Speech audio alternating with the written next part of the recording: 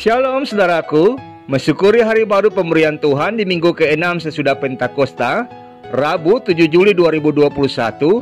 Kita bersaat teduh dalam program Maturia Misteri sebagai tuntunan iman bagi kita semua. Kita pun turut menopang syukur dan sukacita yang dialami saudara kita yang mendapatkan anugerah pertambahan setahun usia kelahiran dan usia pernikahan.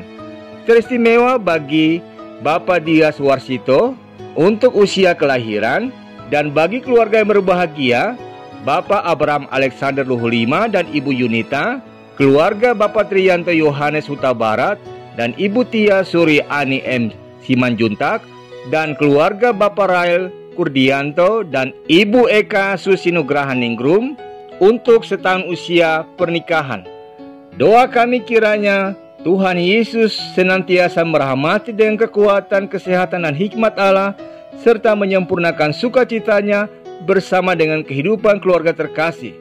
Kini kita akan disapa dengan kebenaran firman Tuhan, mendahulunya kita sehati dalam doa. Tuhan Yesus, Sang Firman kebenaran, inilah kami anak-anak-Mu yang telah siap mendengarkan sabda-Mu. Berfirmanlah kepada kami dan tuntunlah kami dengan hikmat Allah, sehingga setiap kami dimampukan untuk dapat melakukannya dalam kehidupan iman dan percaya kami. Demi Kristus Yesus kami berdoa. Amin. Bacaan Alkitab dari Injil menurut Matius, pasal yang ke-6, ayat yang ke-10 menyatakan, "Datanglah kerajaan-Mu, jadilah kehendak-Mu di bumi seperti di sorga." Demikianlah sabda Tuhan. Saudaraku, dalam hal berdoa, tidak sedikit orang Kristen yang merasa kurang yakin dengan doanya sendiri. Lalu mereka berupaya meminta orang lain yang dianggap lebih rohani untuk mendoakannya.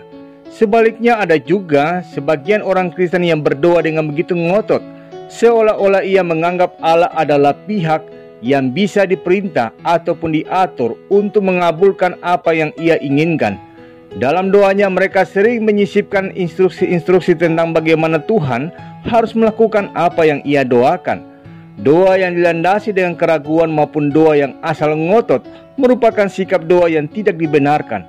Karena jika berdoa seperti itu, sama halnya kita tidak yakin bahwa Tuhan sanggup memberikan lebih baik dari apa yang ada dalam pikiran kita.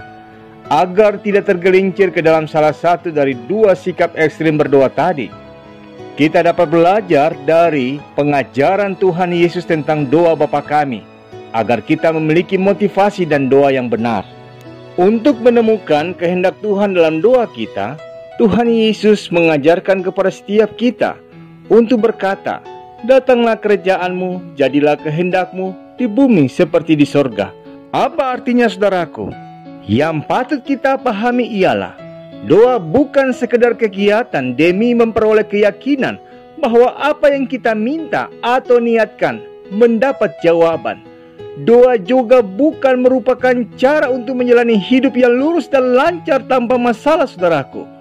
Doa justru merupakan cara untuk menguji semua yang kita minta dan kita niatkan di dalam hati dengan suatu pertanyaan, apakah itu semua sesuai dengan kehendak Allah? Doa berarti membangun komunikasi dengan Allah, bukan sekedar manusia meminta dan kemudian pasrah apakah Tuhan memberikan yang diminta atau tidak. Bila kita meminta, jawaban Tuhan bisa ya, tidak, atau tunggu.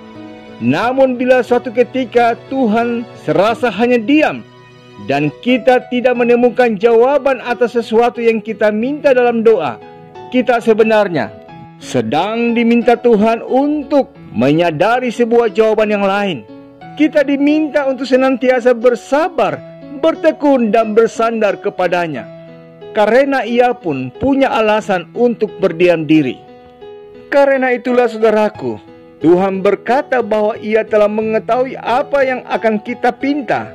Dengan demikian, berarti Tuhan tidak hanya ingin dihampiri dengan segudang permintaan. Lewat doa, mari kita belajar untuk mempercayakan hidup kita kepada Tuhan, dan akhirnya memahami serta berserah, membiarkan kehendak Tuhan yang terjadi atas hidup kita. Karena itu ingatlah, yang mengubah segala sesuatu bukanlah doa kita saudaraku. Yang mengubah segala sesuatu adalah Tuhan melalui doa kita. Sadarilah bahwa segala sesuatu hanyalah karena anugerah Tuhan semata. Tak lebih dari itu, doa sebenarnya merupakan penyerahan diri terhadap rencana dan kehendak Tuhan dalam hidup kita. Sehingga pada saat doa kita tidak dikabulkan, respons kita menunjukkan kualitas iman yang kita miliki. Dalam doa di Taman Getsemani, Yesus meneladankan doa yang penuh dengan penyerahan diri. Ia katakan dalam Matius 26 ayat 39, "Tetapi janganlah seperti yang kukehendaki, melainkan seperti yang engkau kehendaki." Yesus mengajarkan kita bahwa doa yang beriman adalah doa yang tidak hanya menantikan sebuah jawaban, tapi terutama merindukan agar kehendak Allah dinyatakan dalam hidup kita. Amin. Mengakhiri perenungan kita di saat ini, mari kita sehati dalam doa.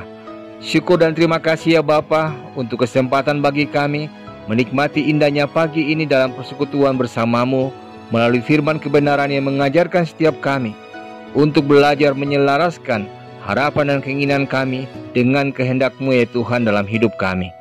Tolonglah kami dengan hikmat-Mu sehingga kami dapat belajar berserah kepada kehendak Tuhan.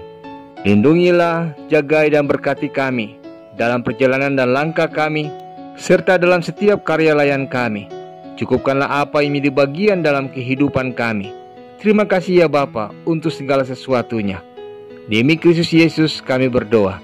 Amin. Selamat pagi saudaraku.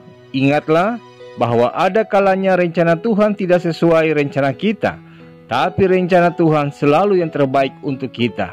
Sebab doa tidak mengubah segala sesuatu. Tuhanlah yang mengubah segala sesuatu melalui doa kita. Selamat beraktivitas, selamat menikmati kasih dan rahmat Tuhan di hari ini. Tuhan Yesus memberkati.